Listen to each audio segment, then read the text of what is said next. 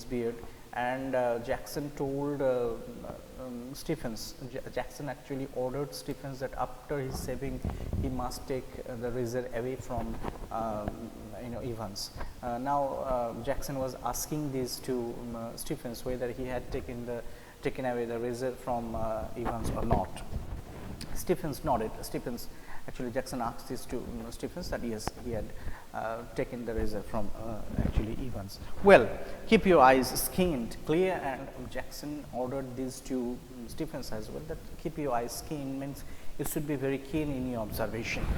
Now Stephens nodded again, and McCleary, his feet clanging up the iron stairs, followed his new guide and finally stood before a cell door where Stephens opened the peephole and looked through. That's him, sir.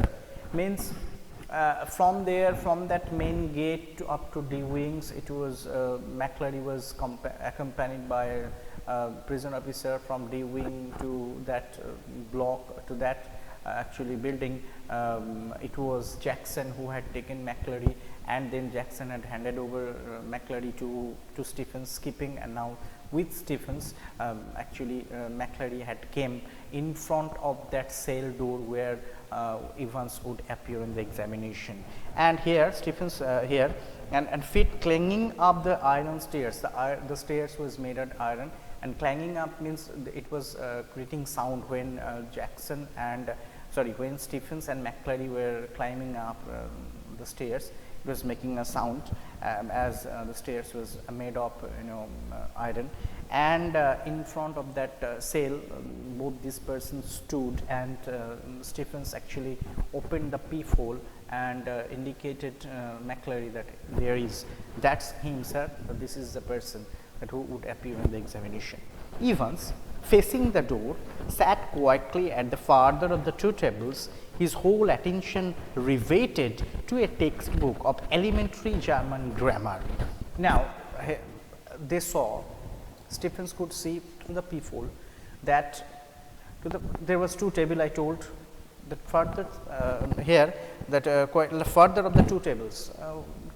So Evans was sitting by the side of that farthest table on a chair, and his attention was riveted. Riveted means fixed to a textbook of elementary German grammar. Elementary means primary grammar of German grammar. As he was very much serious in doing a good result in O-level examination. He was just preparing, before appearing in the examination, he was just last minute checking, as you do. You people also do that. So he was doing this. Stephens took the key from its ring, and the cell lock sprang back with a third metallic twang. Now Stephens had taken the key. He opened the cell lock, and the cell lock sprang back with a third means heavy sound, metallic twang. Twang means chink. Twang also means chink. So with that heavy sound, the lock was opened of that cell where Evans would appear in the examination. It was 9:10 a.m. when the governor switched on the receiver. Now it is also true, let me tell, that in that cell it was not the CC camera, but receiver, a microphone was installed, and actually the governor of that HM prison was himself was ready to listen the exchanges between Evans and the invigilator. A microphone was installed in that cell, and actually at 9:10, the governor of the jail, he switched on the receiver because he wanted to listen that he wanted to listen the conversation, if there any conversation between the invigilator and the examinee during the examination. So he switched on the receiver. The governor, he was sitting in his own chamber. From there he could listen the conversation. He had instructed Jackson to tell Evans of the temporary little precaution that was only fair. And if we know that is the rule, that if in a place, if any CC camera has been installed, if such a microphone is installed, according to rule, the people who would be there in that place, they should be intimated, and that is why that it is written that you are under CCTV surveillance and all this. So here it was not CCTV, it was a microphone that was actually it was not CC camera there, but it was a microphone that was installed in that cabin, and the governor had told Jackson to tell these about this microphone to Evans, about this precaution. As if Evans would not spot it in the bracket, as if our narrator had told, oh, Evans is that man who escaped from the jail. Is there any way that it should be told to him, or as if Evans could not spot it, but what is there in his cell, whatever. So according to the rule, the governor had told Jackson that he should tell this to Evans that in his room a microphone had been installed.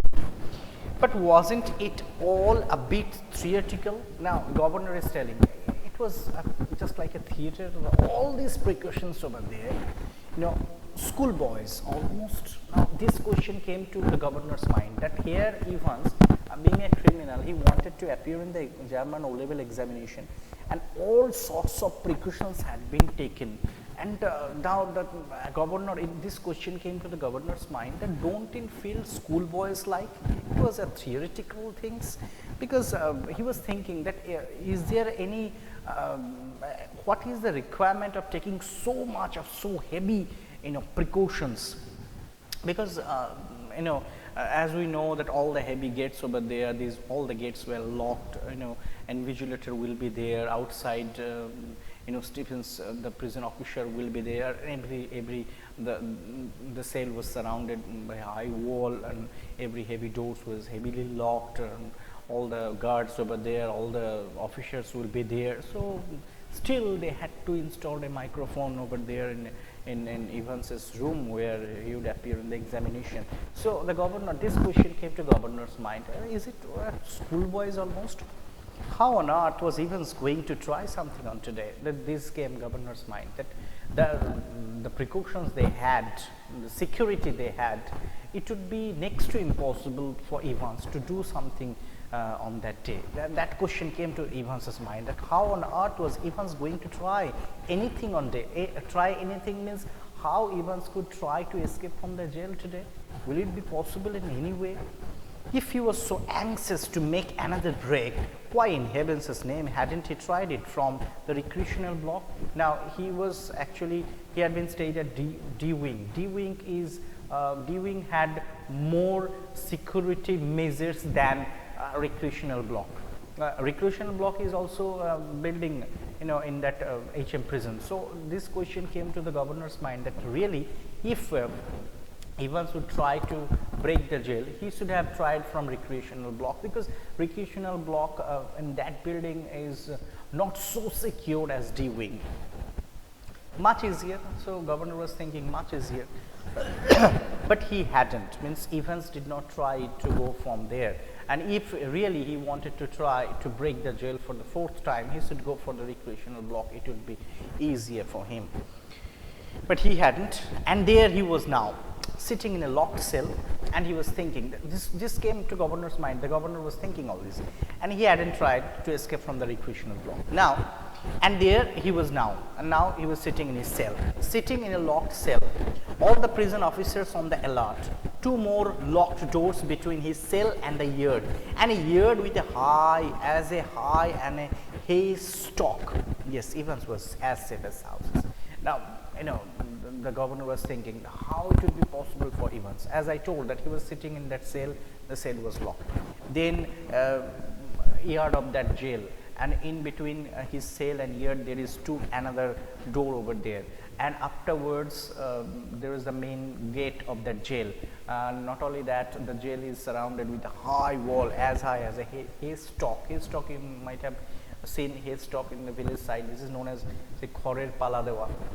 It becomes very large. It actually generally appears very large. So it's a haystack. This is as long. The wall of this jail is as long as a haystack.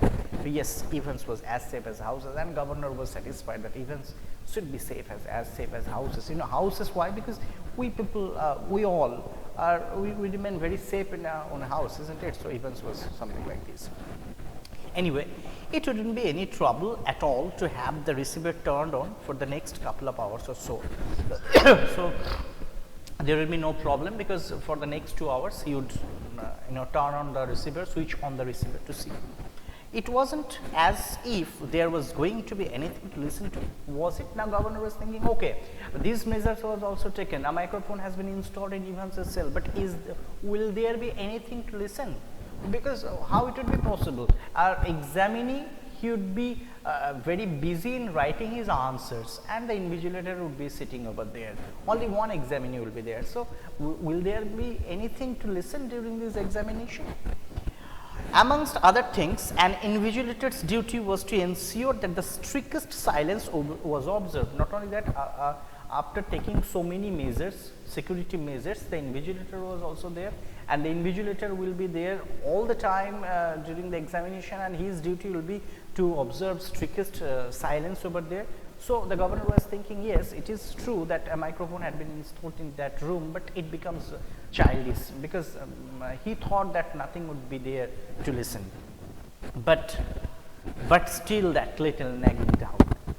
So, these all the governor was thinking. He was sitting in his chamber. That governor thought about all these precautions and all these, but still, after all, this nagging, this nagging idea is still coming. It was about Evans, and who could forget? He had already escaped for the 3 times from the jail. So, the governor was satisfied with the security, measurement he had, but still the nagging, the nagging thinking was there. Might Evans try to take advantage of McClary? Now the governor was thinking he would take the advantage of the invigilator, get him to smuggle in a chisel or 2 or a rope or ladder, or now he was thinking that whether he would use McClary to escape from the jail. Yet to smuggle means to take illegally, whether he would take actually McClary illegally to go away from there using a rope, using a ladder, or with in a chisel. A chisel means a tool used for cutting woods or or stone. This is chisel. So, whether he would use it a chisel, whether he would take he would attack McClary, whether he would take attacking McClary would be his advantage to go from jail. Still the governor was thinking. The governor sat up sharply. It was all very getting rid of any potential weapon that Evans could have used, but what about McClary? Now governor was telling, no, how it could be, because it would be impossible for Evans to carry any potential means portable weapon, because Evans had been checked thoroughly on the day of examination as well, before the day of examination as well. So it would be impossible for Evans to carry any such portable weapon. But what about McClary? If McClary had brought, what if quite unwittingly the innocent McClary had brought in something himself, but if Evans got something from McClary, and with that tool he might attack McClary, a jackknife perhaps. Yes, we know in the attache that McClary had brought in that box, that he had a paper knife, So jackknife means a knife with a folding blade. This is jackknife, a knife with a folding blade. So the governor was thinking probably McClary had brought a jackknife, and what if Evans held him hostage with such a weapon? Hostage means a person held as a security fulfillment on any demand. This is hostage. Hostage. That, and what if Evans held him hostage with such a weapon? Evans would actually took McClary as a hostage to keep as a security measures, and he would make a deal that he should be allowed to escape from the jail, keeping the knife to McClary's throat, such a way if he would make McClary hostage. The governor reached for the phone. It was 12 a.m. and the governor again took the receiver, and he wanted to make a phone call. It was 12 a.m. So only 3 minutes left when the examination should start. What would happen next? We will see the next day. So thank you very much for joining my class. We will again continue where we are leaving it today. So thank you. Have a nice day.